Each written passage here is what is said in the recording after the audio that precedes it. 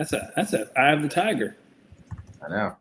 Took the distance, now I'm back on my feet. Just a man and his will to survive. It's the I Eye am a tiger. of it's the songs of our rivals. And the last no survivors. And keep watching us all with the eye of the tiger. Hey. There we go. You ever just run through a motherfucker listening to that? Dun, dun, dun, dun, boom, dun, dun, dun, boom, dun, dun, dun, ba-dum, ba-dum. My guy, what's up? What's up? What's up? We back, man. How's it going? We back. It's going great. I'm actually watching some games right now, unrelated. I've been trying to buy these Asia sneakers for the past month. Completely out of luck. Haven't struck gold yet. You can't hoop though. What do you need these shoes? Yo, that might be.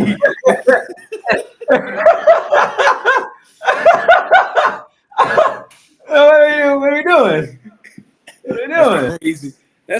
I've been insulted a couple of times today. That might be the nicest way all day. Hey, no. Wait a minute. Hold on.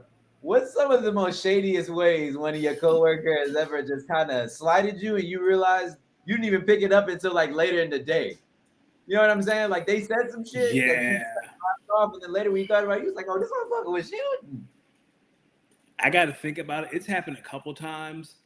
I've had a colleague say something because my problem is like I have quick retorts. Like I'm very fast on my feet, but sometimes those retorts may be a little too personal compared to what someone said to me. So I've tried to be very thoughtful in the things that I say at work. So you do believe in going low, not like old Michelle Obama.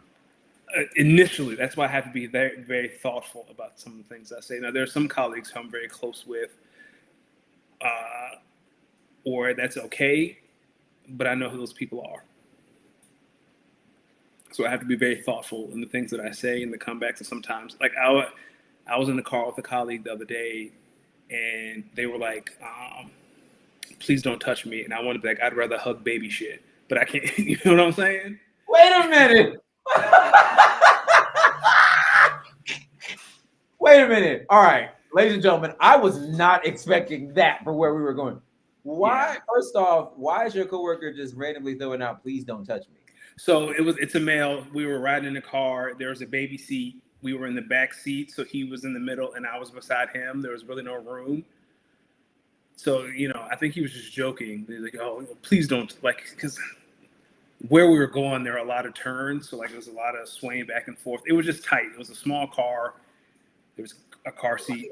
See, here's my thing. I would have looked at him like, don't nobody want to touch you. No. See, I didn't want to say, like I said, I was about to say I'd rather hug baby shit, but then again, like we not on that kind, like it's not that cool. So I was just like, okay, I don't want to. Well, I think one time, I forgot where I was working.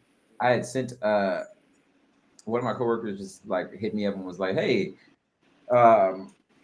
did you see my email?" And I was like, "Sorry, it's been a kind of a busy day. I'm a little behind on Slacks and emails. I'm going to check it out after this meeting that I'm in." And she was like, "That's okay. So, sometimes we're busy, sometimes we're not. Sometimes we're." She said, "Sometimes." Excuse me? She said, "That's okay. Sometimes we're busy, sometimes we're not. Just let me know when you're able, when you're able to see it, when you're able to read it, and just get back to me whenever you want to." Excuse me? I know, right? You trying to say you're not working for real? I know, and I was like, "Hold on, what was she trying to say?" Nonetheless, I think the lesson here is that sometimes returning that shade, the timing of the return shade may be even better than the actual shade. 100%. Ladies and gentlemen, welcome to episode 186 of Speak On It. Speak On It podcast. I am one half of your usual Tuesday duo. You already know when you see this Nas fade that I should set up the next haircut appointment. I want to get there. But you already know when you see this Nas fade, it could only be one brother, the good brother Losty Mix. Not joined by Brian at FF Junkie, like the thing says, but of course joined by the smoothest bald head on the East Coast, Mr. Danny Ocean. How are we doing, my guy? I actually shaved my head this morning, so it's extra smooth. I'm doing great. I'm doing excellent. It's been a good. So does yours not? Do you not see the Brian at FF Junkie? Is that showing up for you too? Where all I see, oh Lord, this happens to me every week, and every week you have to remind me that I need to change the name. It's okay, ladies and gentlemen. Brian at FF Junkie want to give you a shout out, as well as give a shout out to all of our great friends and family here at the Going for Two Live Network. Of course, shout out to Jeff. Jeff, if you're hearing this, hope you're doing well.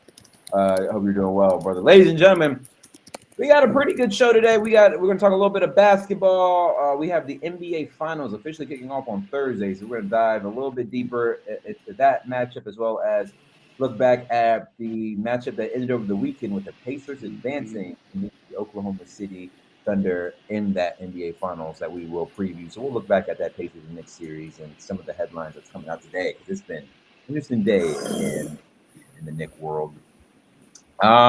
We'll have a little bit look at the WNBA and what's going on there. We will chat a little fantasy. We're getting into that season. I know many mandatory mini camps start next week, so the football world is starting to heat up. They're starting to put pads on. They're starting to get routes run. So this is that time in that dynasty football world where everyone's kind of looking to make trades. I know Kyle and I have been discussing a trade around Jaden Reed and what that may look like. So talk a little bit about that, and then on the back half, we'll use that fantasy talk to go right into some NFL news. We don't have a ton of NFL news. I think everyone's kind of getting in that training off-season sort of mode. So I think most of the headlines you're going to hear, if it's not Aaron Rodgers and the Steelers related, it's just about people either retiring, how rookies are looking in the OTAs and the rookie practices, and then some of the other kind of headlines, including, yes, we will talk about Stefon Diggs and whatever that pink substance was. Do you think Aaron Rodgers will get a headline when Aaron Rodgers decides to go to rehab to stop smoking crack? Say that one. Like, do you think we'll get the headline when Aaron Rodgers checks into rehab so he can break his crack addiction? Aaron Rodgers does not smoke crack. Okay. He does not smoke crack. Okay. Do you still believe in the Madden curse? Yes. So you're worried? To a degree. I think I am a bit worried. But who else was it going to be? This felt inevitable. I don't know. Why didn't IG Caption Man get it? Nah, because IG Caption Man didn't jump over someone backwards. That's true. That is true. All right, well, let's start. Be IG Caption Man.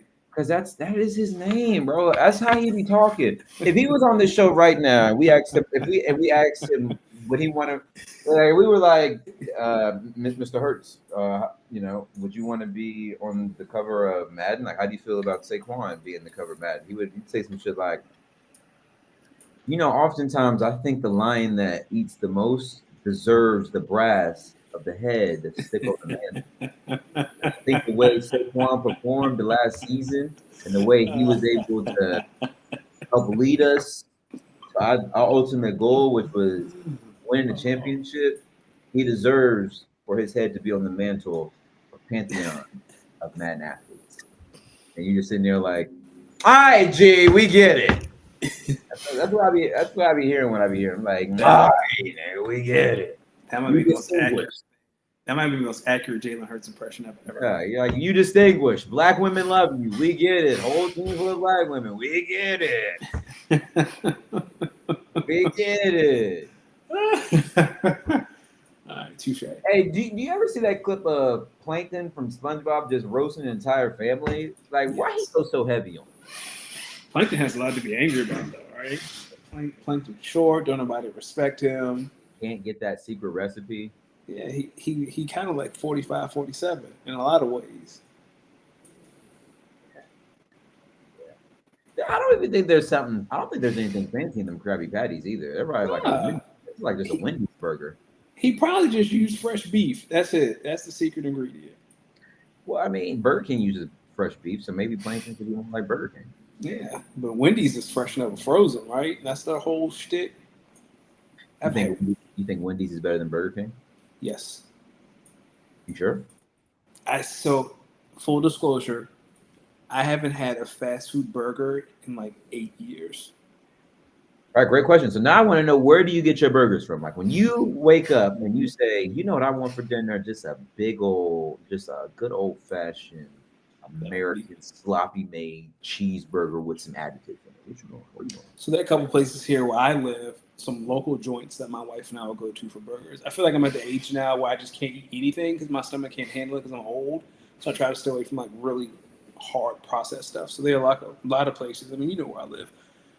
A lot of local burgers, fresh meat. It's more expensive, but it just tastes better. Name some of these spots because I do know where you live. So there's a new one. That whenever you're back in town, we can go. You say the word. It's called Easy Burger.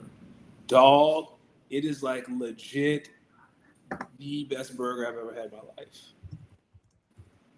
There's so I'm pretty sure there is a, you heard of ZZQ, right? Mm-hmm. So it's their sister restaurant. It's legit next door, and I'm 90% sure they use the trimmings from their brisket to make those burgers. If I had to guess, buddy, and the fries, it's will it cost $20? Yes.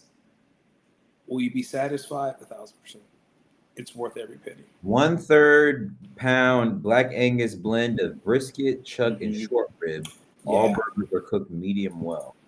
Yeah, I'm pretty sure they use the trimmings from, but maybe not because that's not enough. But the barbecue place is right next door. I am going to go on a strong limb and say stuff from that place was used at the burger joint. Even if the fries are made in tallow, like it's delicious. See, some days I really miss the 804, and I'm just like, man, maybe I need to come back. But you know what? I'll eat Five Guys. Five Guys, I feel like, is a quality fast food burger. But like when you talk about like your drive-thrus, like your Wendy's, Burger King. But is Five Guys really considered fast food?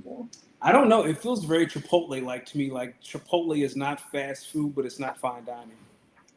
Chipotle ain't fast food, ain't fine dining. It is a laxative. Get ready to go straight to that bathroom.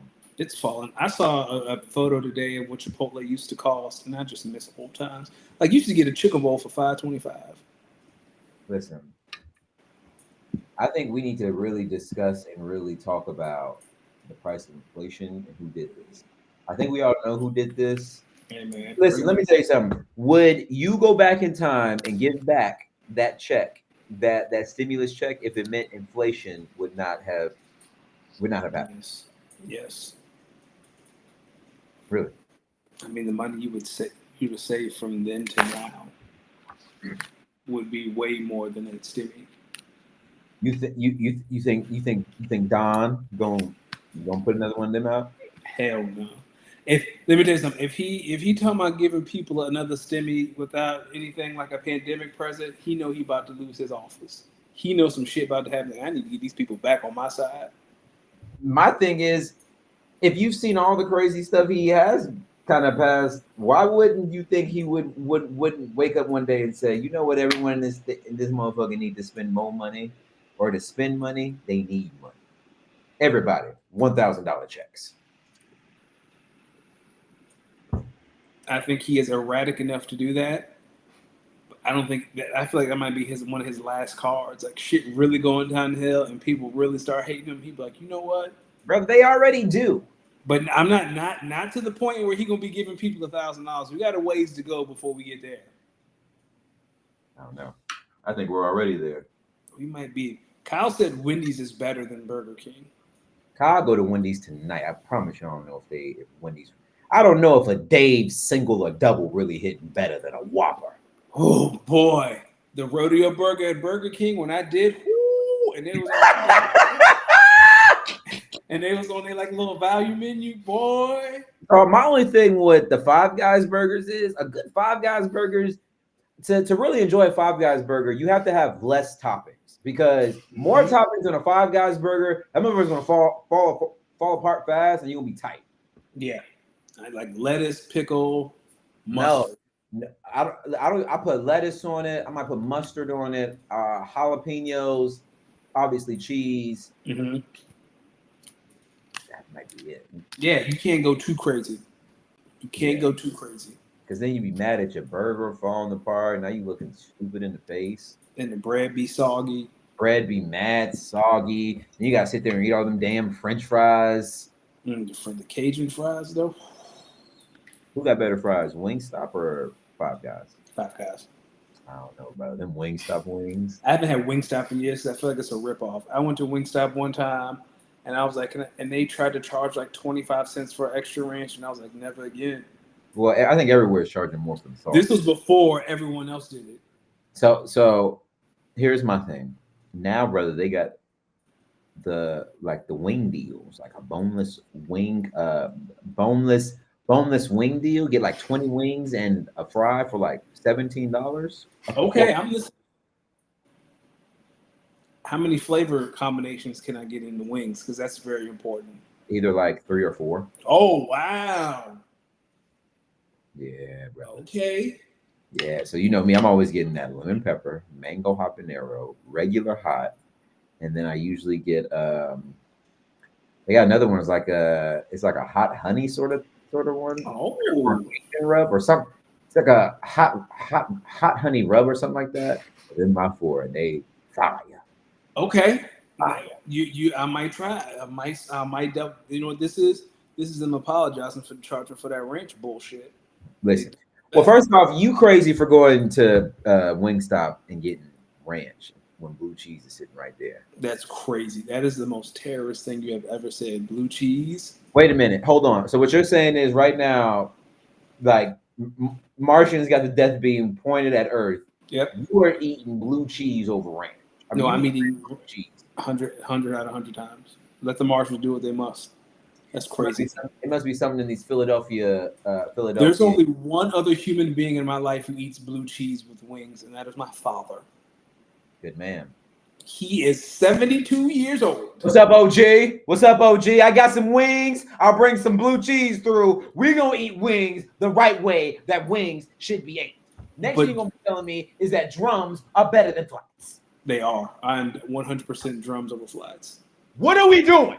You can eat drums more efficiently than flats. But flats, that's when you really get that flavor. That's when you get that flavor. See, drums is all meat. It's real meaty. It's not that I got anything against drum. I eat a good drum, but it be so meaty, it's thick around their hips and you eat them damn drums. So you eating some thick ass, you know what I mean? Like why them legs that thick, boy? Why them legs that thick? And the drums got the gristle. See, you ain't no real eater if you don't know about no gristle. No idea. They got them gristles, but them flats, they got that crispiness. Especially if you get them crispy flats. Ooh. Why do bone-in lemon pepper wings always taste a million times better than boned-out lemon pepper wings? The bone adds flavor. The bone do something. I don't know if it keeps the integrity. The bone adds flavor. The bone got something to it. The bone adds flavor. Last thing before we jump in the NBA, something funny. I will not eat blue cheese, but I do love blue cheese crumbles. Sometimes I'll get those on my burger. All right, but what about blue cheese crumbles on the steak? Yes, that is elite. Ooh. That is elite. Ooh, I'm telling you, that shit right there, my boy. That's next level. Now we talking real. Now we talking. I dated a girl, my ex-girlfriend. Her dad put me onto that. Yeah, that's rich people shit. She rich, you think? I mean, that is how rich people act. Rich people get toppings on their steak. They don't. Listen, here's the thing. I had never had a topping on a steak before. Put that little blue cheese on. You don't even need the sauce, boy. No. I was in that bit like. When I tell you I cleaned that steak, I was licking the plate. I did almost thought about ordering another steak, but I was like, all right, I definitely won't finish 2 steaks. But oh my goodness. I wouldn't be. Hey man, I'm anti-steak sauce. I feel like the steak should be able to stand on its own. Well, not everyone is able to really cook that steak. I think for remember because we were having grill conversations earlier in the year. I think for Christmas this year, I might ask one of my parents to buy me a grill. Hey dog, get you a little Weber charcoal. They're $80. I've had mine for 7 years. It's still going. Get you a little for it. The little wait, you're talking about the little small one, right? That you use charcoal with? No, it's a charcoal grill. I mean, hold on. Wait, what's it called? Let me get you the name. It is the Weber. Come on, dog. It's a Weber kettle, 22-inch. It's like the basic joint. Hold on. All right, brother. You see, this is inflation. This is bitch is $149. Now here it is. The Jumbo Joe 22 at Walmart, $100. That's the one I got. I'll send you the link. Jumbo Joe. Yeah, Jumbo Joe 22. It's a 22-inch grill. It's $100. Okay, let me see. I see it on Home Depot right here. Let's see. So what do you need for this? That's all. It comes with everything. So I would buy a cover if you don't have a covered porch. Well, I would buy a cover anyway, so it doesn't rust. What do you mean cover? You can buy a grill cover to slide on top of it when you're not using it, when it's cooled down, so the elements don't affect it. Okay. It'll last longer. I'd buy a charcoal chimney so that you can light the charcoal more efficiently. What do you mean a charcoal chimney? A charcoal chimney is it's what you'll use to start the fire. So instead of using lighter fluid, you get the chimney, you put the charcoal in the chimney. You can buy lighter starters, or you can just soak a paper bag. Not soak it. You can drizzle like a brown bag with olive oil. Light it. Okay. All right. Yeah. All right. Hold on, because this sounds like a lot. All right. What are the grills where you just start that bitch on? Oh, you can get your little gas grill. Listen. Okay, first off, as a griller, do grillers look at grillers differently if it's charcoal versus gas? They do, but there's context that needs to be added. If you're here for efficiency, I'm not going to judge you, right? Like if you come home from work and you want a burger and you ain't got 15 minutes to light charcoal and you ain't got 10 minutes for the grill to get high, you just trying to eat and just some gas, I ain't going to judge you. Okay. That's all I need to hear, because I just need something that, because I'm not, as the older I get now, I'm like, damn, I understand why my mom used to get mad when you get that meat out to thaw. That shit just ruin your whole day, because now it's like, all right, well, got to get something now, because I ain't got hours to let this bitch unthaw. I'll get something now. 100%. I'll take out a steak or take out some chicken. Like I sit there, because I want to get a grill, because I want to make like kebabs, skewers. I want to start, you know what I mean? Chicken, steak, fish. Fish might be hard. Fish is a little hard on the grill than people realize, because it's so flaky. I'll stick the fish on the pan in the air fryer. But yeah, if you don't want to, get you a little gas grill, a little propane tank. It sounds like that might be what will suit your needs better than charcoal. Charcoal, it's a bit of a production. Yeah, now you doing charcoal for like, you know what I mean? For the you trying to sell something. I mean, you trying to sell an experience. Trying to let people know I know what I'm doing in here. Yeah, I think it's a bit of a production. What's a good place to get a grill? Home Depot or no? Home Depot. God. Yeah, especially for your needs, you can probably get a gas grill for under $100. Easy. Home Depot. I need y'all to tell me what the fuck. What? No. Hold on. Home Depot. Are you kidding me? Let me just type in gas grill, because I saw a gas grill on here that was $800, and I'm listen. Jesus himself wouldn't grill nothing. Hey, man. You're looking for a propane grill. You're not looking for natural gas. What's the difference? I don't know. I just know propane. You can go get a tank. I don't know how you do a natural gas grill. I'm assuming you have to connect it to a gas line. Like, man. Let me see. Price low to high. Let's see what we got. Yeah, see, they got these little, I don't know what a Mega Master is, but yeah, there's one for $130. They got 2 burners. Have you heard of Mega Master? I have not, but I'm not too abreast to the gas grill industry because, like I said, I use charcoal. But are you looking at the same one I'm looking at, the one for 130? Like black one? Yeah, that black one. Wait, what does yours say? Is it 3-burner propane gas grill in black?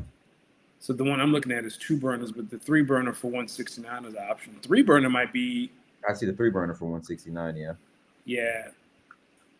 What do you do with it? I mean, is that decent?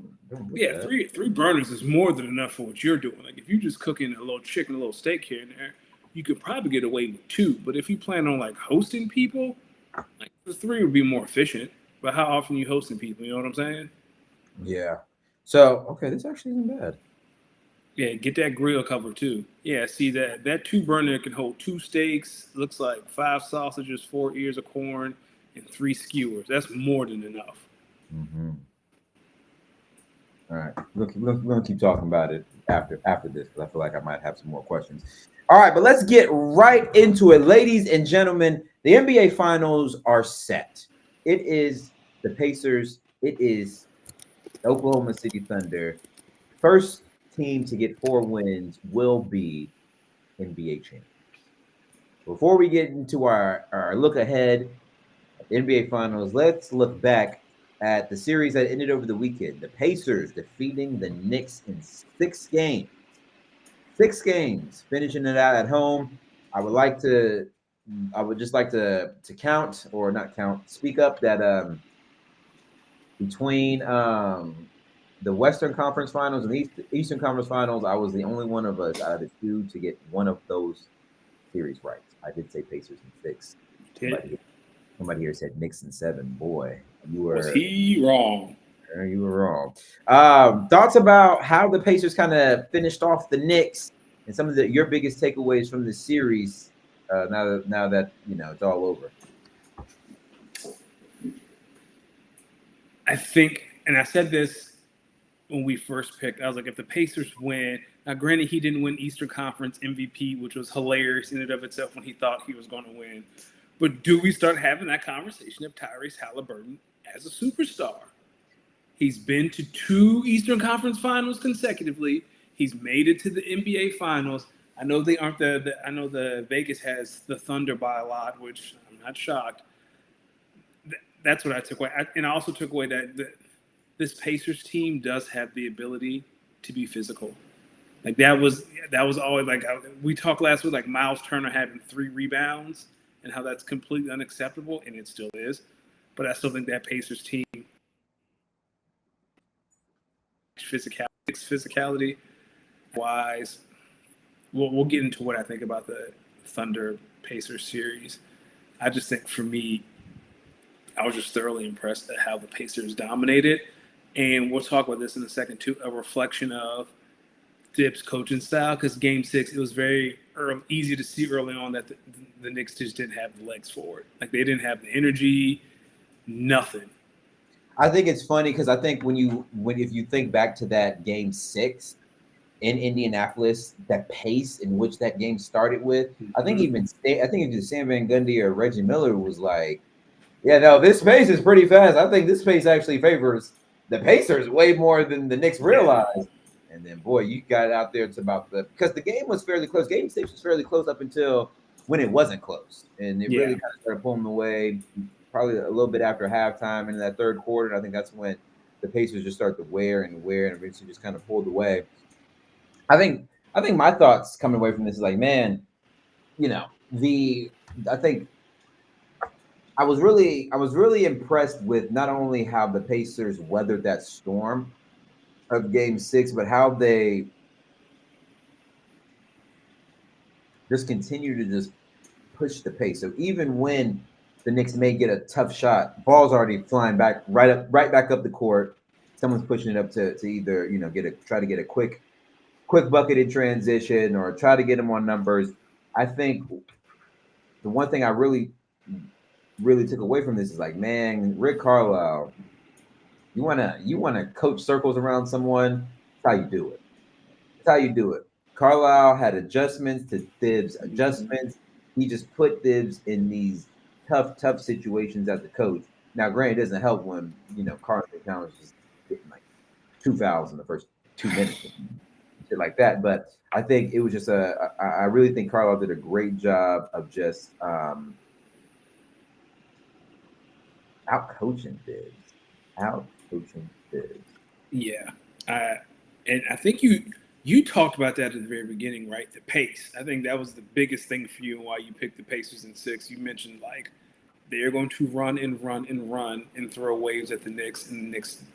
And if I'm not mistaken, like you were just saying, like the Knicks just don't have the depth to keep up with all that running. And you were right.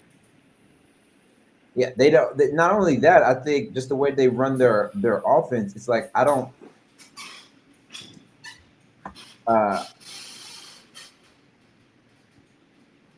It's very they don't really have a set. I'm not gonna say they have a set offense, but the ball is in Jalen Brunson's hands so much, and he has to do so much with it that if the ball's not free flowing, if the ball's not moving around, I mean, now you're talking about taking like 10, 15 seconds off the shot clock, and now you're not getting as quality of a look. So Kyle says one francophone on each team will win an NBA championship this year. He also says 2 Canadian players will win NBA championship this year since both the Pacers and Thunder have 2 players each. I'm trying to figure out what the hell. Yeah, this is French. Un francophone va gagner la champions NBA. Is that right, Kyle? How was that? I took French. Oh, a francophone is a person who speaks French. So he's saying a French-speaking person will. There's one French-speaking person on each team. So I wonder who that would be for the Pacers. This is a good game. Who looks like they speak Naismith? Is Naismith the French speaker? Kyle, who's the French speaker in Indiana? D, what's your guess? If it's not like a Neesmith or not, if it's not Neesmith or Nimhart, then I'm going to take a random player like T.J. McConnell or Miles Turner. I was going to say Miles Turner is my dark horse to speak French. Miles Turner definitely looks like he would randomly just know French. Shams reported earlier today that the Knicks earlier today relieved Tom Thibodeau of his duties after 5 years as the head coach of the New York Knicks. What are your thoughts here on Thibs being relieved after the Knicks make their first conference final in 20 years? They defeated the defending world champions. Some might say if they had tapped into their bench maybe earlier in game 1 or 2, maybe this series goes differently. What are your thoughts on this move by the Knicks, and do you who would you say is a good replacement for Thibs at this point? Well, first of all, Mike Malone's a replacement. I don't think that's a big secret. I understand both sides, right? My question to Dolan, and this is Kyle's comment about Dolan being stupid. You know who Thibs was when you hired him. You know how Thibs runs his organization. You know he really doesn't use his bench. He really doesn't develop players. He's going to get maximum effort. He's going to be high intensity. They're going to play great defense. But a Tom Thibodeau team has a definitive ceiling. It just depends on what that ceiling is, and it's not been a championship because the way Thibs coaches and wants his teams to play basketball, like we just talked about, it exerts a lot of energy. So unless you have a juggernaut that just goes into playoff series and it's like sweep 5 games, sweep, like at some point it's going to catch up. And what were the Knicks? I think every one of their series went 6 games at least. Yeah. Like Detroit, they won in 6. Celtics, they beat it 6 at home, and then Pacers lost. They lost like that. That catches up, man. But from the Knicks' point,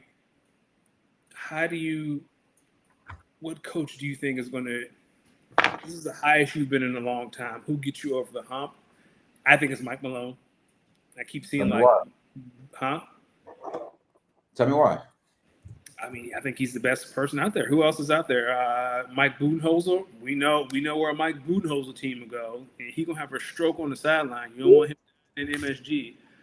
Who else is out there? What's my man who coached Detroit? He coached Phoenix, and then he went to Detroit. Black guy. No, not Monty. Yeah, No. it's not gonna be Monty. Is there any like hot shot assistant coach that people are talking about that I've missed? All right. Okay, pause. Not pause, but like 1 second here, because I want to go back to Monty Williams for a second. Because some days I think about this, and I'm not laughing at Monty Williams, but I laugh at the situation. Well, Monty Williams was coaching the Pistons that year.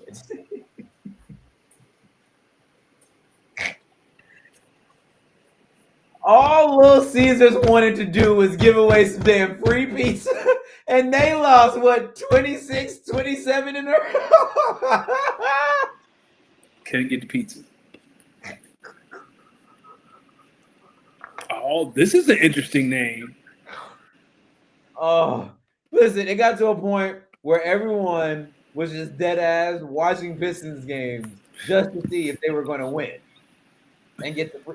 Come on. It was either free wings or free pizza. Yeah, I remember. I'm so happy for the Pistons that they finally got to see the playoffs. Detroit deserves better, man. It's a great being on vacation, keeping up what Pistons scores, saying to the person I went on vacation with, yo, the Pistons might fuck around and win a game. Okay, let me ask you this. What do you think is more intriguing for the public to keep up with in terms of historic losing? What's going on in Colorado right now with the Rockies? I don't know if you're aware. Oh yeah, they're 4-53, right?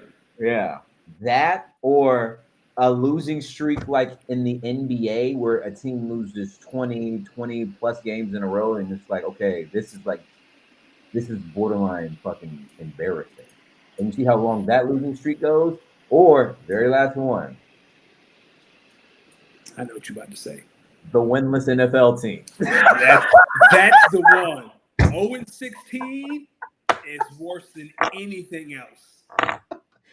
No, here be my thing about the winless football team. It's not until about 0-4, 5 where everyone's like, oh no, this team might be bad. Like by 0-4, they have thrown the season away. We're already thinking about next year. Yeah, and then like once you're 0-12, what am I here for? Like I would start tuning out the coach. Like, what the fuck are you talking about, man? There was a winless Browns team as recently as like the last 10 years. Yeah, what's that coach's name? Because he ran into the river. What's that man's name? Doesn't matter. Like for me, 0-16. Like 0-16 is worse than anything because for football, like basketball, you don't have a lot of time to think, or baseball because the games are so close together. Like you really don't have time to come up for air, right? Hugh Jackson, that's it. Hugh Jackson, who went, get this, 1-31. Insane, dog. Like the fact that he kept his job long enough to go 1-31. Listen, so the Cleveland Browns had a winless season in 2017, finishing with a 0-16 record. This made them the second team in NFL history to go winless in a 16-game season, alongside the 2008 Detroit Lions. The Browns' 0-16 finish concluded a 2-year stretch under coach Hugh Jackson, who went 1-31 during that time. The Browns' 0-16 record also resulted in them having the first overall pick in the 2018 NFL draft. So that means in 2016, they went 1-15. In 2017, they went 0-16. And that's the Baker draft, right? After that, they drafted Baker. Somewhere. That's Baker, right? That's Baker, 1 overall. No, I want to just look at the scores. Like, yeah, because I'm sure it was close in the beginning of the year. And then the farther you got into the year, the bigger the blowout is my assumption. Oh, here you go. This is for you. Kyle wanted to throw a little shade to the Lions because we know how much the Packers fans love the Lions. Lions haven't won a title since Jailhouse Rock by Elvis was #1 on the charts. Yikes. Let's see, 2017, 2018. The Browns were 0-16. It's crazy. Oh,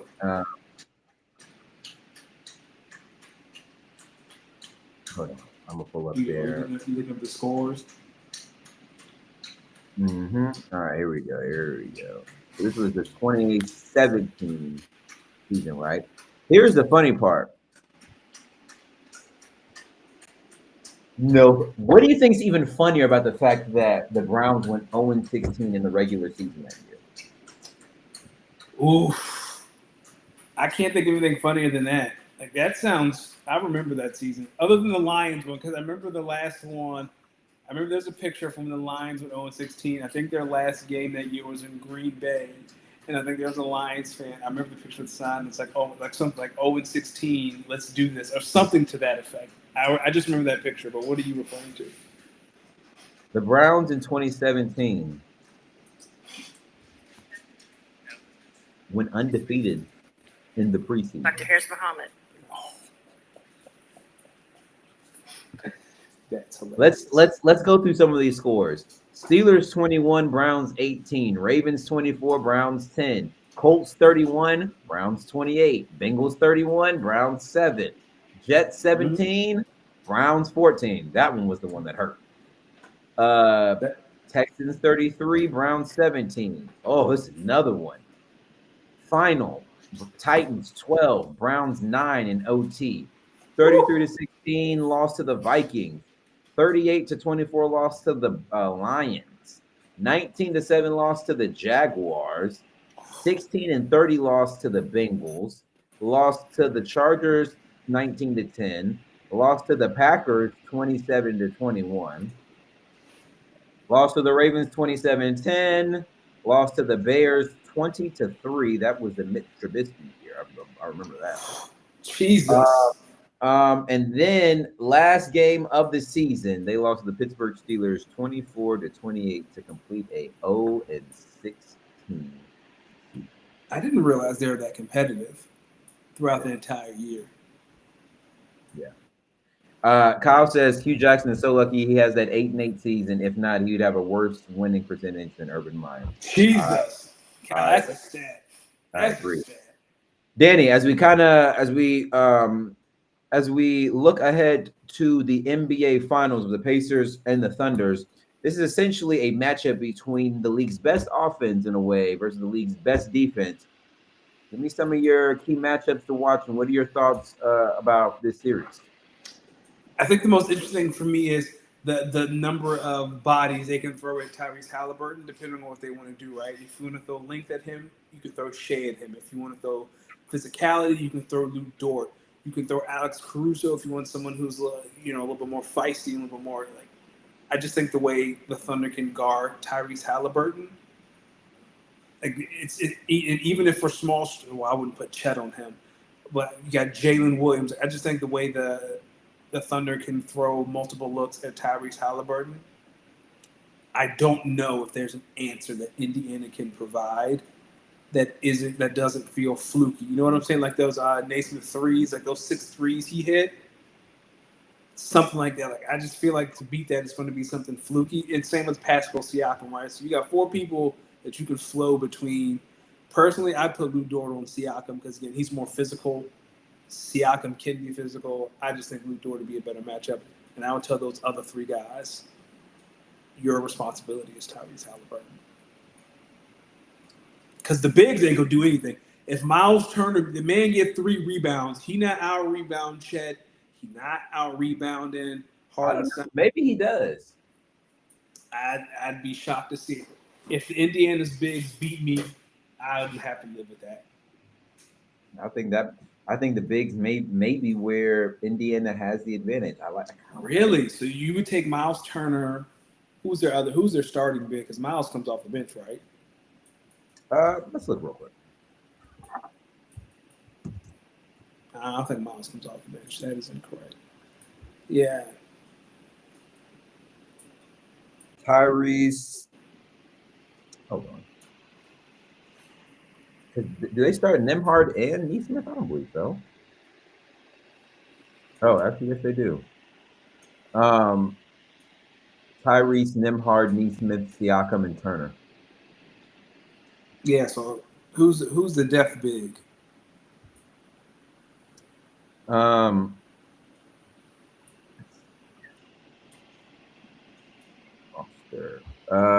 Let's see. They got Thomas Bryant, Tony Bradley, Jaleel Okafor. I didn't know that. James Wiseman. I didn't know that. Yeah, that's not They also, enough for you me. might be thinking of like Obi Toppin. That's Uh, yeah. yeah, I think you're thinking of Obi Toppin. I just don't know. I think the Pacers are going to throw everything at Halliburton and Pascal, and I think they have the facilities to do that, big dog. How do you think the ratings police or the NBA ain't going to allow that because the ratings crowd is going to respond to this one, knowing that the markets here are Indiana and Oklahoma City. I think real basketball is going to push through because I'm excited for this series. I wasn't at first, but after watching that Knicks series, because I haven't watched a lot. I'm gonna be honest, I haven't watched a lot of the Pacers this year. Really haven't. Watched a decent amount of the Thunder. Know what they can do, but you have the MVP of the league. You have SGA. Like you have star power. It's just not the star power you're used to, and I think that's the thing. I think we're also starting to see a new way to build title contenders with the second apron approaching. Like Indiana is deep. Like it used to be depth really didn't matter. I have, 3 of the best 12 players on the planet. I'm probably going to win. Like you can't do that now because you can't afford it. So how do you build your roster out? Like what does this look like? And I think Indiana has done, and the Thunder. Like I think they've both done a good job. I think we might start seeing this in the league now. Like you're not going to have teams with 3 guys on max deals. This might be one guy, a 1A to 1B. I'm excited. I think real hoops fans, I know we're like missing the person. I think this is the first one without like Texas or LA in like 20 years or some shit like that. Wait, say what? Like, I saw some stat. Cal, you may know this one. This might be like the first finals, or I think it was like the first Western Conference Finals that didn't have LA or Texas in it in like 10 or 15 years or some stat. Like it was crazy. That stat. Yeah, this was like the first Western Conference Finals that didn't feature LA or Texas. In how many years? Let's take a look, my brother. It's definitely double digits. All right, let's look If I at. am not mistaken. So let's go back to what year is it? 2025. Yeah. So last year it was. All right, so let's go back. We can go back. We can go back as far as 2014. 14 was Spurs versus Thunder. 15 was Warriors versus Rockets.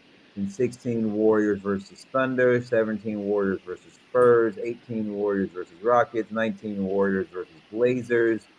20 Lakers versus Nuggets. 21 Clippers versus Suns. 22 Golden State versus Dallas. 23 Denver, LA. 24 Dallas, Minnesota. This year, Oklahoma City, Minnesota. Yeah. So Texas or California, excuse me, not LA. Texas or California has been represented. Yeah. Yeah. Yeah. I remember it was something crazy. And I think this is Cal said SGA is going to boost the ratings in Canada. I think this is a great way to introduce more stars in the NBA. Right? So the people who are like, this isn't the ratings and this isn't going to be fun. Like we get to learn who Tyrese Halliburton is. We get to learn who SGA is. We get to learn who Chet is and Miles, and we get to learn about Rick Carlisle. I am excited to learn more about the future, not even the future, the stars of this league right now, because Bron's gone. It might be next year, but Bron's gone.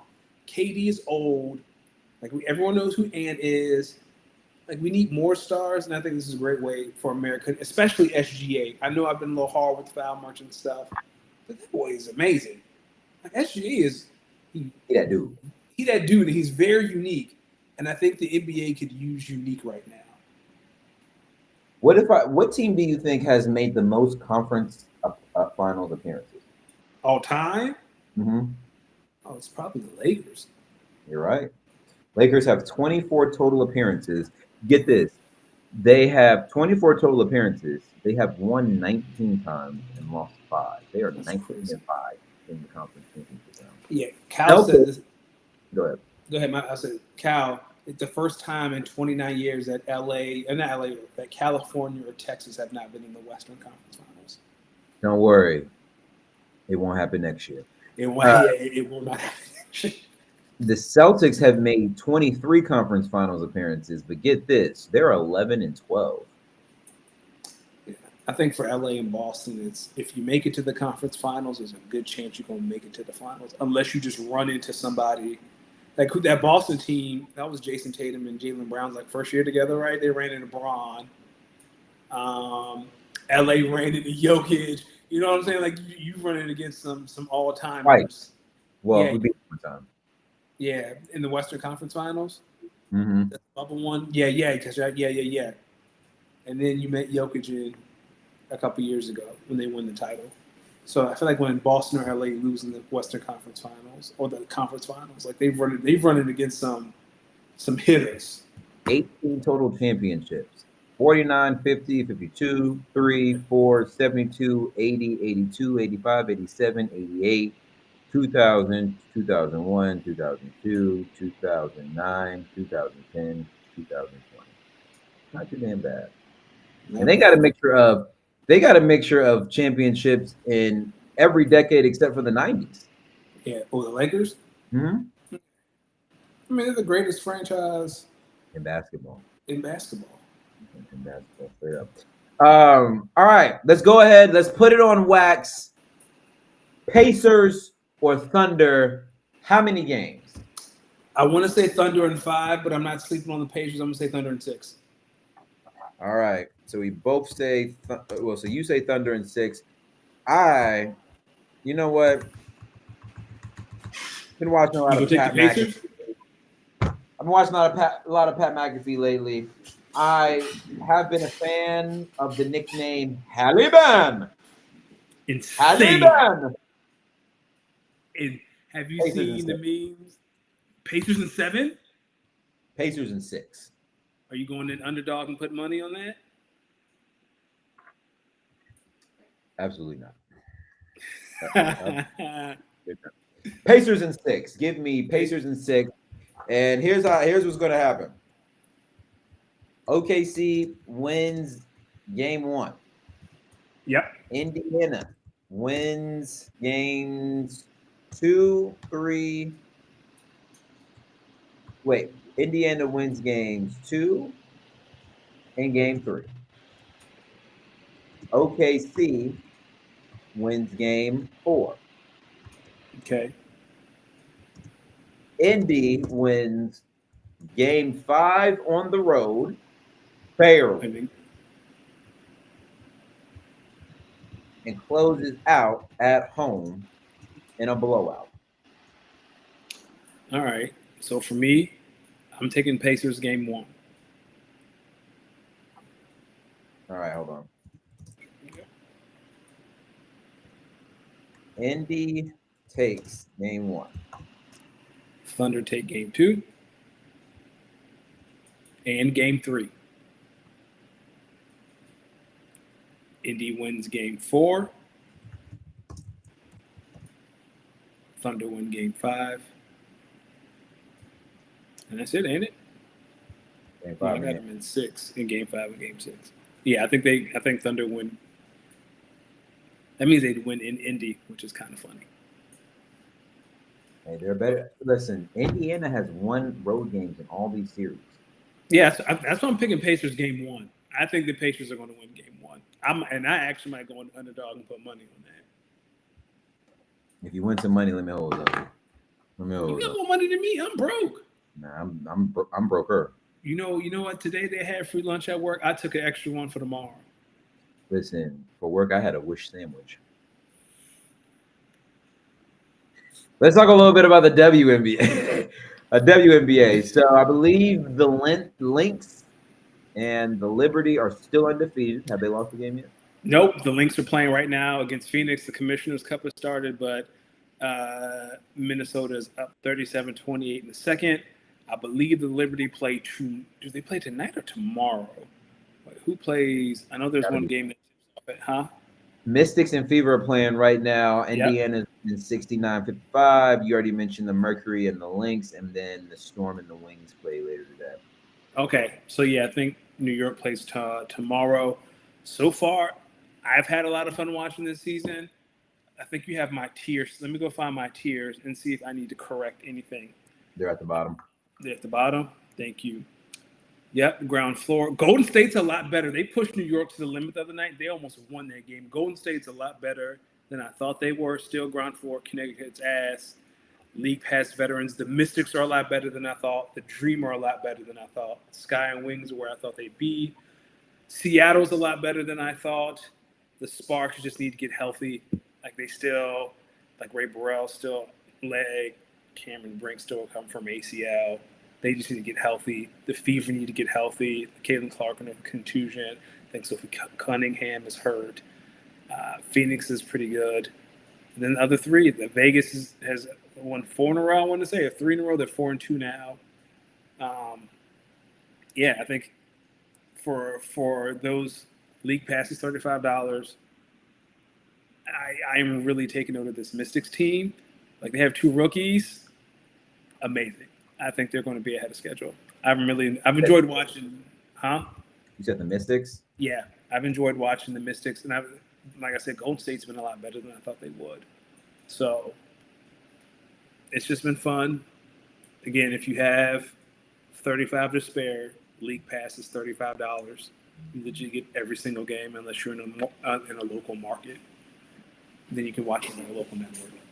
Or if you have Ion TV, Ion shows W games every Friday night. Amazon Prime has a Thursday night deal, and the summer ESPN will have Sunday afternoon games. CBS Sports has Saturday games. I did watch a game on CBS Sports on Saturday. How do you think the Fever are favoring without Caitlin Clark right now? I mean, they're doing the best they can. I think the team is so good. They built so much around her that they can survive. Like, they don't have to rush Caitlin. Yeah, like, they're up 14 right now. They're 2-4. They'll be 3-4 after tonight. You're just trying to tread water till Caitlin gets back. I don't think you have to rush her because that team, well, granted, Sophie Cunningham's hurt too. Like, they just need to get healthy. They in LA just need to get healthy. So if I'm a Fever fan, like, I'm not worried. You've still got plenty of time. And they lost 3 in a row before tonight, so. And they've all been kind of close, if I'm not mistaken. It's not like they're getting blown out. Like they have. Well, not versus the Suns. Not versus the Sun. They lost by 2. So you're right. Mystics, they lost 77-83. Liberty, they lost. Well, I guess you're right. 90. Yeah, they got blown out by the Liberty. No, Liberty blew out Golden State. How much they lose Liberty by? 88-90. Yeah, and that's without Caitlin. So if you're a Fever fan and you gonna lose by 2 to New York on the road, like you're good. Like I wouldn't worry at all.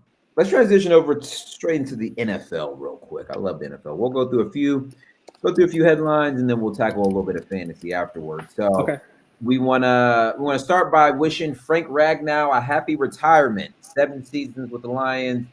Apparently, just listening to some of my Detroit friends and folks who are big into the Detroit Lions team, they said he embodied essentially what it meant to be a great football player, great leader. So, shout out to Frank Ragnow, great player.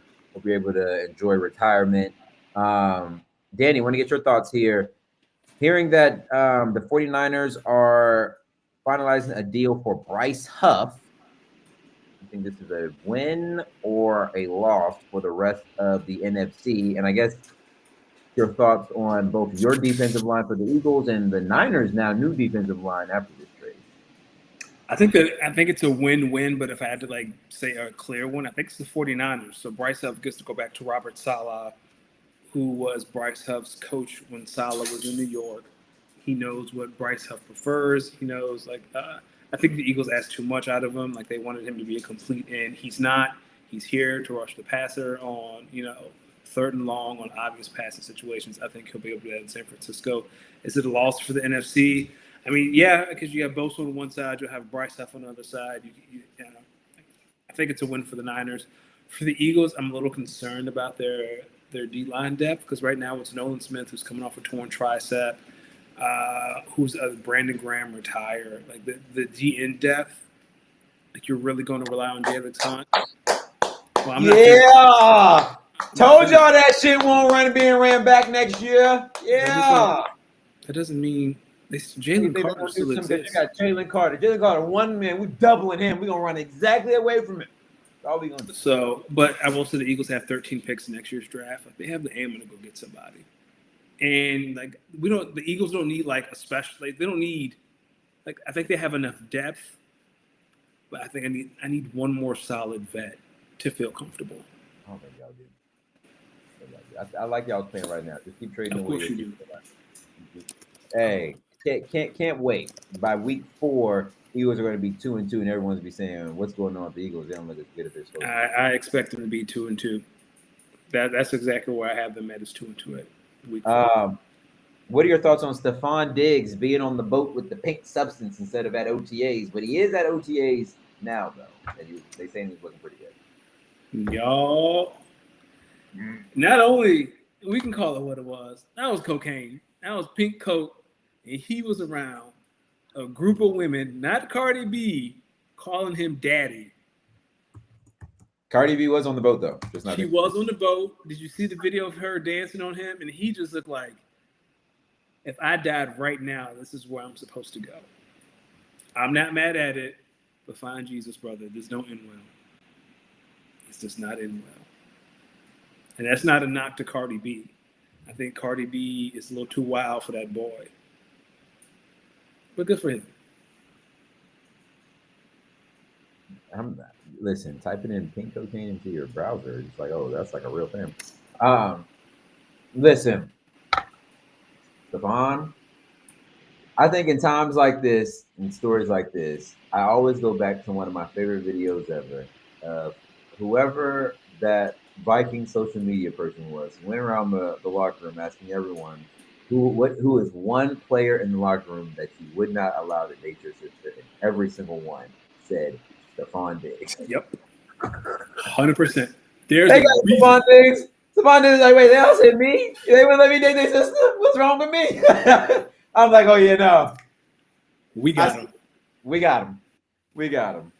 Listen, Mike Vrabel up there just like, yo, I need someone to catch the football. I don't care if this guy's out here doing Molly. I don't care if he's off. He might be. They're probably like, I don't care if he's doing the Josh Gordon thing. Can you come catch 80 to 100 balls for about 13 to 1,400 receiving yards and maybe 10 touchdowns? Because if you can, it doesn't even matter.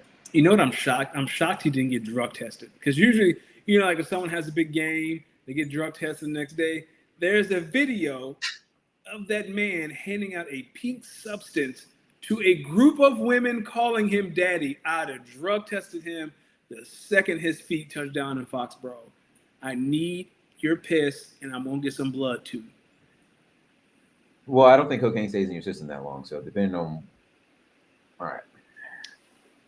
Go ahead, Mr. DEA. I think cocaine stays in your system for maybe like 40 to 72 hours. So if you just took his time getting to the facility, maybe not reporting to OTAs immediately, giving his body a little bit of time to get rid of some stuff. Perhaps, but still. And also, stop recording. Put the phones down, man. If you're doing coke with celebrities, put the phones away. Yeah, use the phone to take the line. Don't record yourself. Thank you. What happened to dignity, man? Ain't none. If you're Mike Vrabel, would you do something? Like, would you? You know what I mean? Hell no. Me either. You got Kevin Booty on the other side. Hell no. Kayshon Boutte, and I've been hearing good things about Kayshon Boutte and OTA. Okay. So also all y'all who said y'all didn't want to trade for him, ha ha ha! I can't wait for him to be a really good wide receiver too next year. Speaking of wide receivers too, let's go to Duval County. Their new wide receiver too is Travis Hunter. We saw back in the draft they spent a good amount of draft capital moving up. A lot of reports are saying they do plan on playing him on both sides of the ball, which would be good for him. That he's able to to play both positions. He was kind of that like he did in college. Mhm. But as you start thinking about, you're hearing a lot about the rookies and their signing of contracts. I think this is where it gets interesting for Travis Hunter because a lot of reports are saying that this could maybe either impact his money / his bonuses either positively or negatively because he does play both sides of the ball. So already, like when we start talking about performance based merits and kind of contract structure and where your salary range is, how do you think this kind of impacts Travis Hunter? Like, do you think he's really? Do you think the money he's gonna end up making will be really what he's worth if he turns out to be as good as the number 2 overall pick? So I never thought about this until I read the notes yesterday. You put this in there. I think it's going to come to. Do you remember that? I forgot who it was, but there was a time where it's like, are they an outside linebacker or are they an edge rusher? Who was that? It's not Micah because he hasn't gotten paid. I forgot who the player was, but the argument for, oh no, they're not an edge rusher because they were getting franchise tag, and the franchise tag for edge rushers was a lot more than that franchise tag for outside linebackers. And they were trying to label him as an outside linebacker. And he's like, no, I'm an edge rusher. Kyle, if you're in here, do you remember that at all? I don't remember that.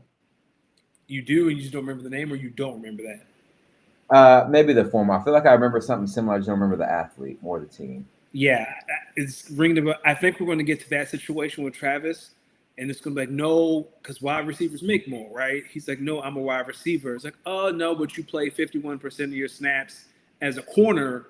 You're a corner. You know what I'm saying? Like, I feel like, especially if we get to talking about the franchise tag, now by then maybe the number will be similar and it won't matter.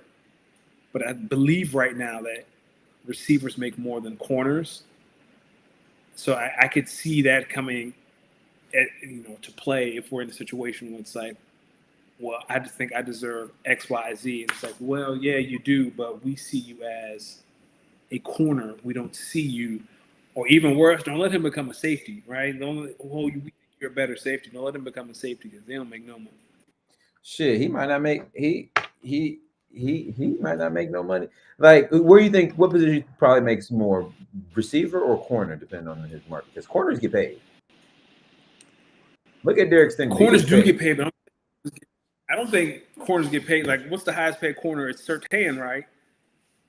I think Surtain's the highest paid. Surtain or Stingley, one of the two. Yeah, Stingley now. You're right. Highest paid corner and highest paid receiver. I think it is Stingley. So Stingley signed a 3-year, $90 million with $89 million guaranteed.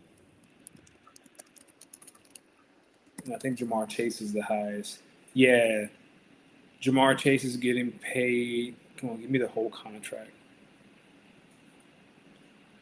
Yeah, so Jamar got $161 million compared to Derek Stingley's $90 million.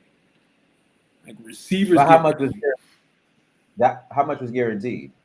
Because I know Derek Stingley got a lot of guaranteed money, I believe. Yeah, 89. So 48 is totally guaranteed, but the total guarantees is 89. Jamar Chase? No, for Derek Stingley. Jamar Chase, what is this? 73 fully guaranteed compared to 48 fully guaranteed for Stingley. So receivers get paid a lot more. So if we're talking about just fully guaranteed. Look, Travis, by game 4, 5, 6, when the Jaguars is about 1-2, 1-4, they just gonna knock on your door and tell you don't need to attend anymore than defensive meetings.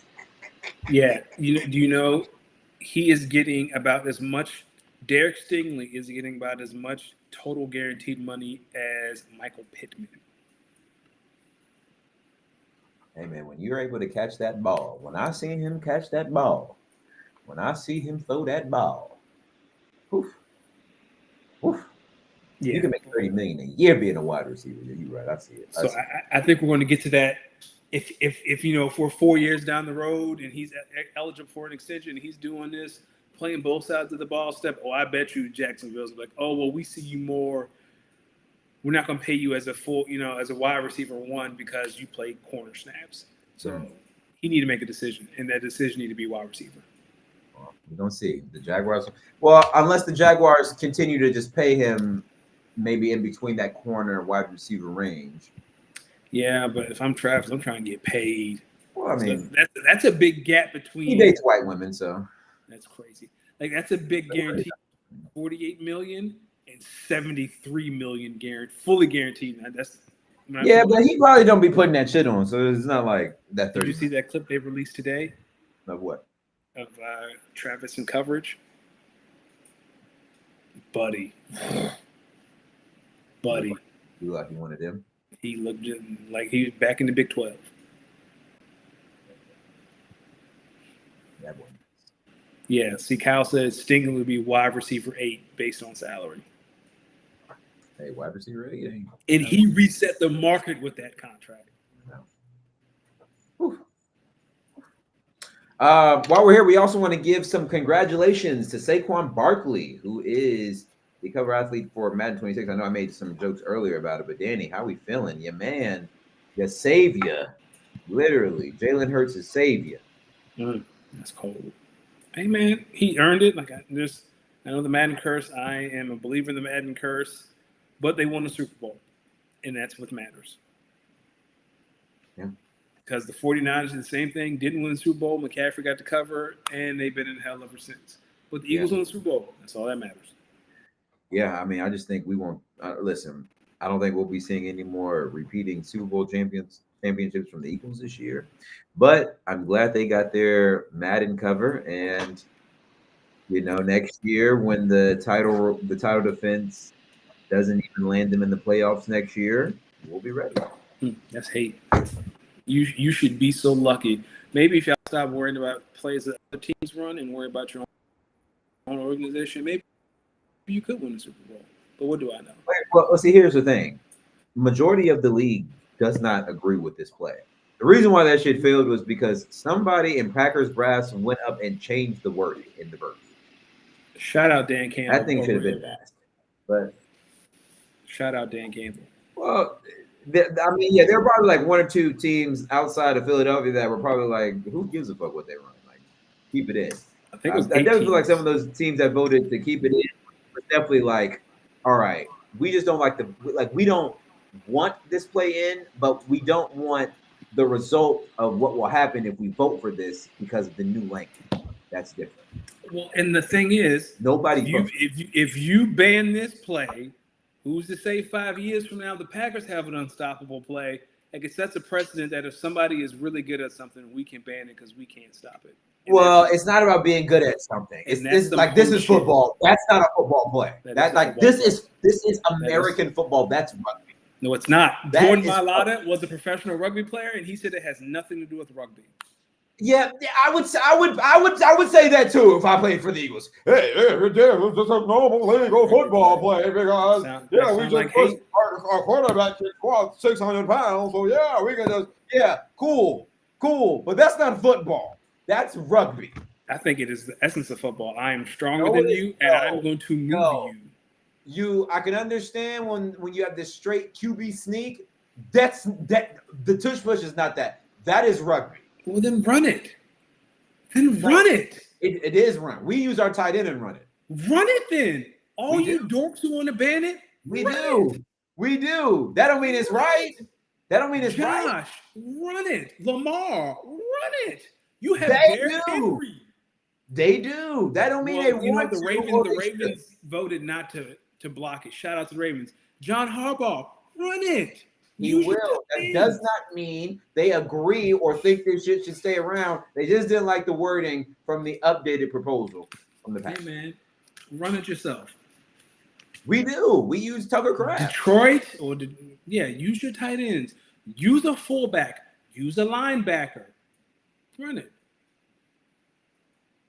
Run it. If everyone could do it, they would. Shout out Nick Sirianni. Oh, Lord have mercy. Listen. Our David Montgomery trade talks have fizzled out. It has. Me and Kyle have been discussing a trade around Jaden Reed. Kyle is asking for a second-round pick next year, Bam's third-round pick in 2028 for Jaden Reed, and for No. Kyle is asking for Khalil Shakir, a 2027 second, and a advanced third for Jaden Reed in a third. His third in what year? I believe 27. So, But it's Rojo's third, not Kyle's. Oh, okay. Well, you and I have talked about this before. I think the most valuable thing, the most valuable asset in our league for the foreseeable future is any pick that is assigned to Bam. I think that is the most valuable thing. Like, I have Bam's second round pick next year, and you know what that pick's going to be? Damn near first rounder. It's probably going to be 201 to 203. No offense to Bam. I just think he has too many Ravens. I mean, you said it like 6 weeks in a row. I think there's some events here. I just think he has too many Ravens on his team. Like one bad Ravens game and he's done. Wait, say what? I said I feel like he has too many Ravens on his team. Like there's only one football. Like you got Lamar, but you got DeAndre Hopkins. You got Isaiah Likely. He has Derrick Henry too right now. He doesn't have Derrick Henry, does he? He might. I think he does. I think he has damn near the whole Ravens roster. Yeah, he got Lamar, Derrick Henry, DeAndre Hopkins. His roster's not bad. I keep talking like it is. It's not bad.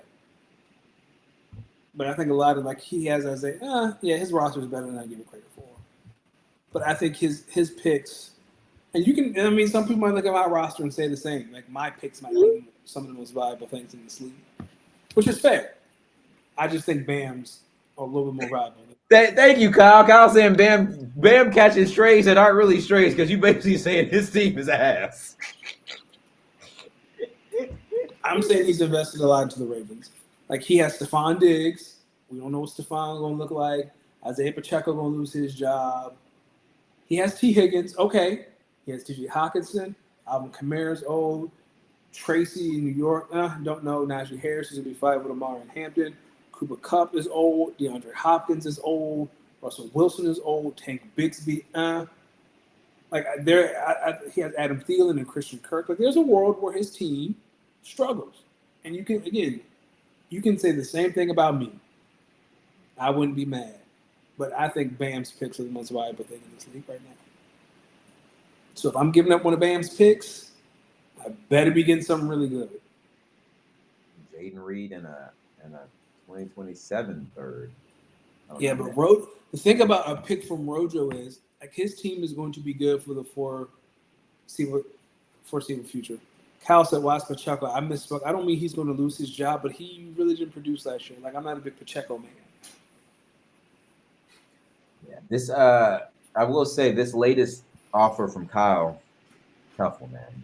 I'm looking at it, I'm like, man, that's a lot of assets. When the main person I want from this is the wide receiver. It's funny because I think I've chatted with you. The main portions of this deal is centered around Khalil Shakir, and then maybe my second round pick around Jaden Reed. I've heard some people kind of come back and say that they don't really believe that there's that much of a difference in Khalil Shakir and Jaden Reed. I've heard a lot of people say that they think Khalil Shakir is better than Jaden Reed and in a better offense. Curious on your thoughts there. Yeah, I think Kyle Pacheco did break his leg last year. Okay. You believe? I forgot he broke his leg. All right, Kyle. I hear you. Shakir, I think Josh Allen throws the ball to Shakir more than this is me being jaded. I don't trust a Packers receiver for anything. So I would take Shakir over Jaden Reed. I don't trust y'all receiving core. I know Christian Watson towards ACL.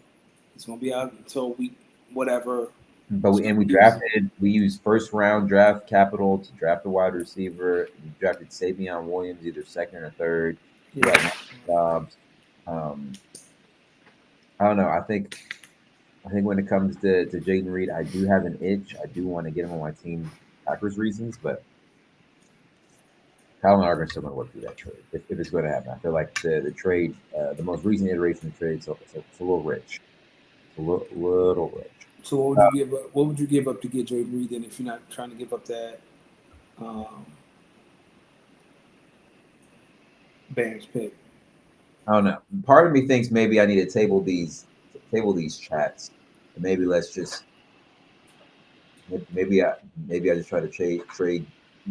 Maybe part of me says I don't know. It's tough because that's just a lot. That's just a lot to give up. When Khalil Shakir is not a bad wide receiver and he's only in year 3, and I have his quarterback, and I have all my picks right now. So okay, and going into Superflex, I really feel like my 3 picks next year, I could maybe use a couple of them to either trade for a really talented stud or really draft again using my picks next year. But I would like to keep my first. And I would like to keep my second round pick. So I know that I'd have to give up that second round pick and likely a player to get Jaden Reed just so I think it's something to think about.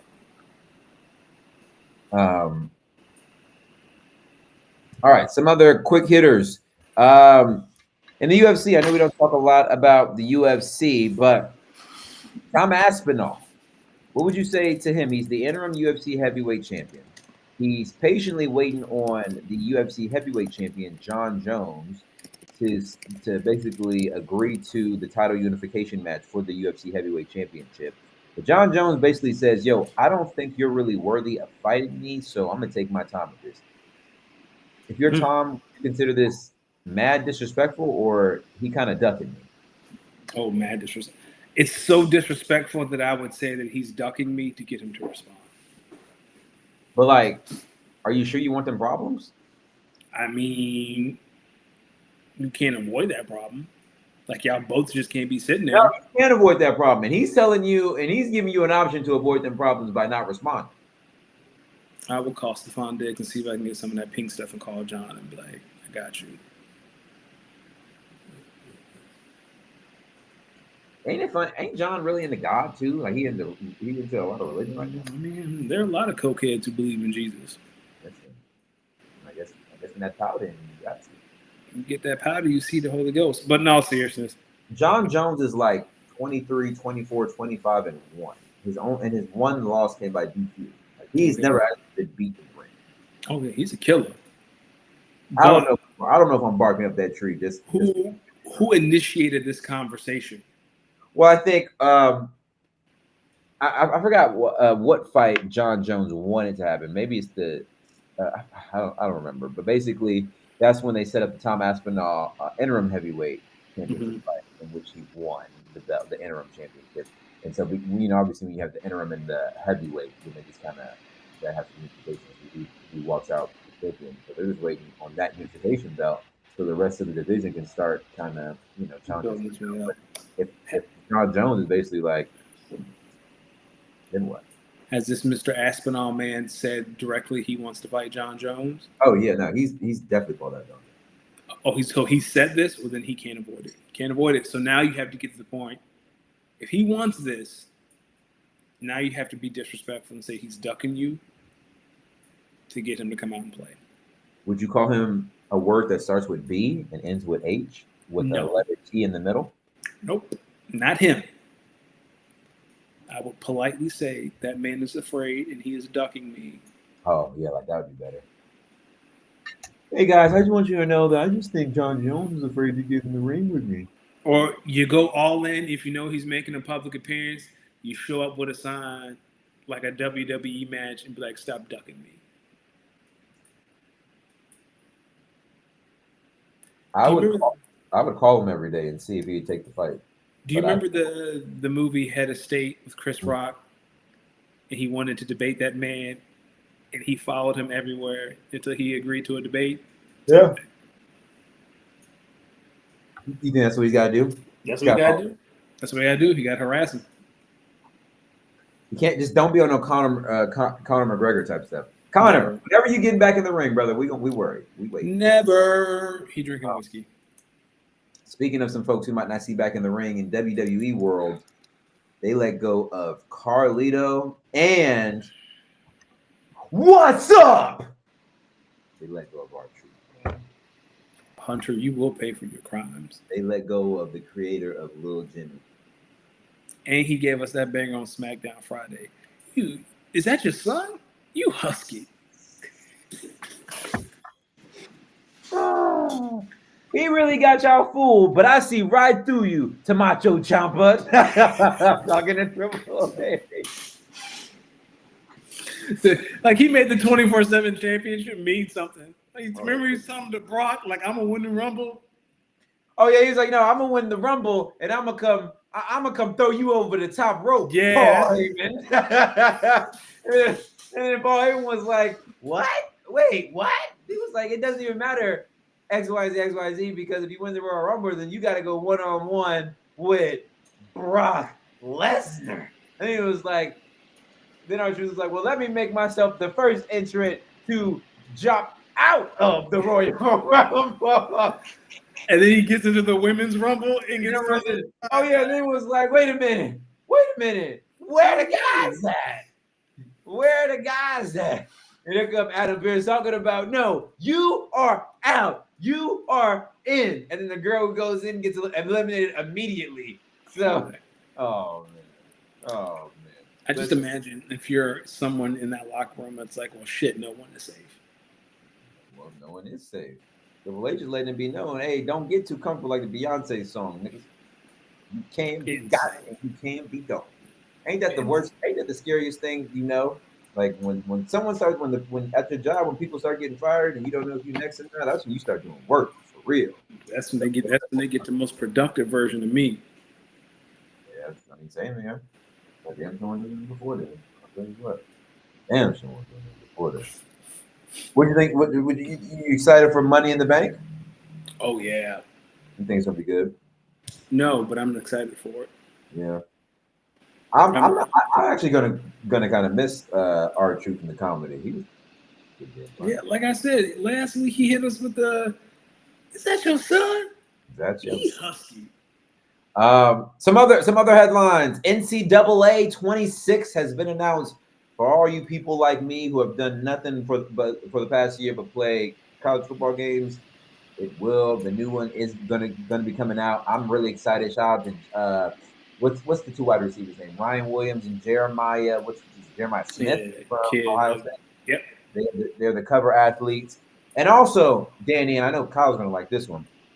We have a pretty cool Stanley Cup final matchup. So we have the Edmonton Oilers who beat the Dallas Stars, I believe. Yeah, they won that in 6, right? 4-2. Yep. And then we have the Florida Panthers is who the Edmonton Oilers will be matching up against in the Stanley Cup final. The Florida Panthers, I don't know if you remember, but they actually won the Stanley Cup last year by beating the Edmonton Oilers, and now we get a rematch of the Stanley Cup final from last year, which should be really, really exciting.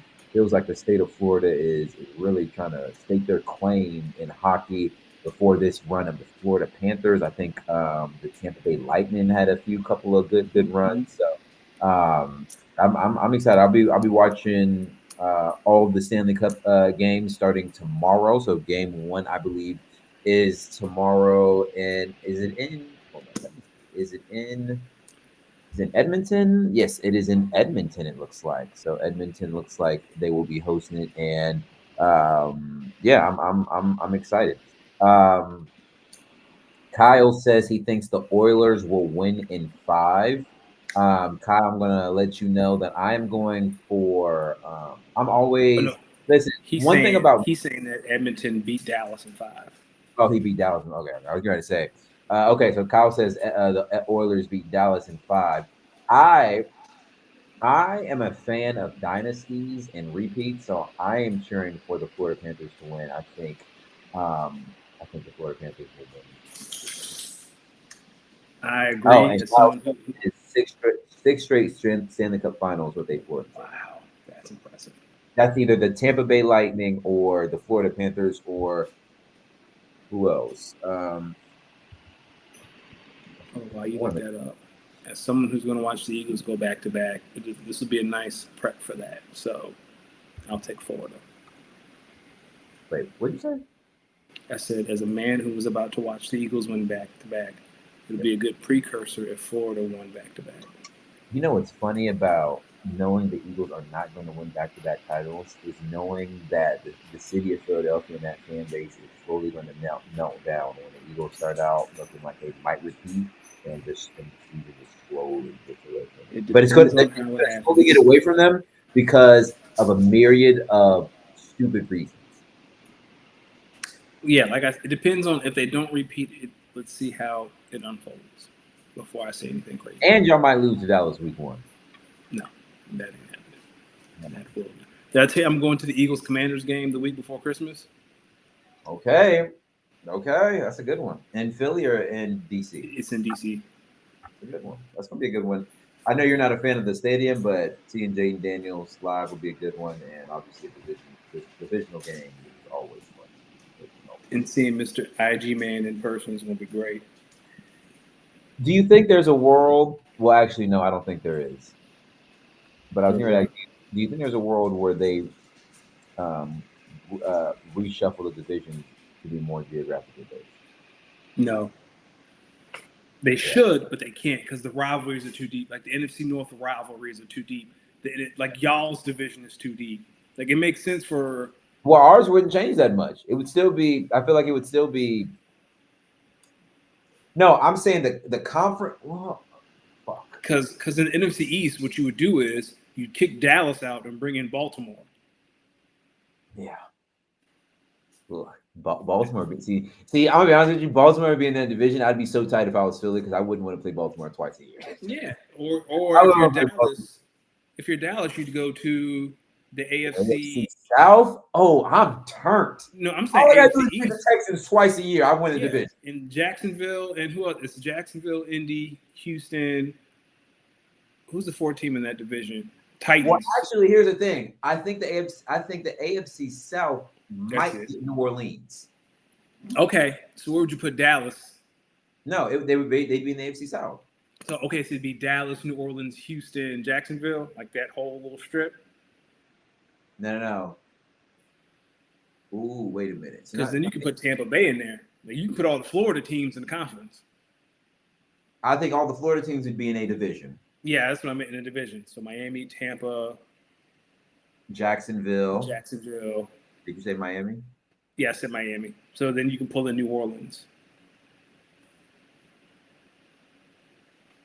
I'm thinking about statewide though. So it's Texas, Oklahoma, Kansas, and then Missouri. So Kansas City would be right here. 2 states down would be Dallas, Houston, and then New Orleans. I think that could be a division. AFC South.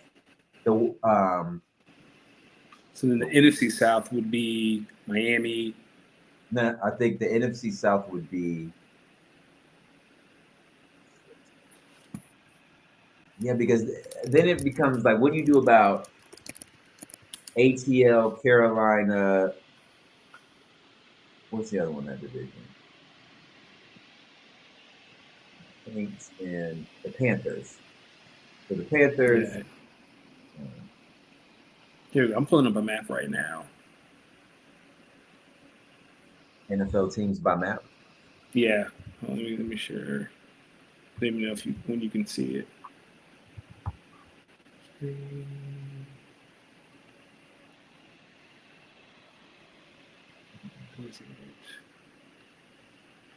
Yeah, I got a map right now. I'm looking at it. Yeah, because it's not. Yeah, I'm having issues. You got one to share? Yep. All right.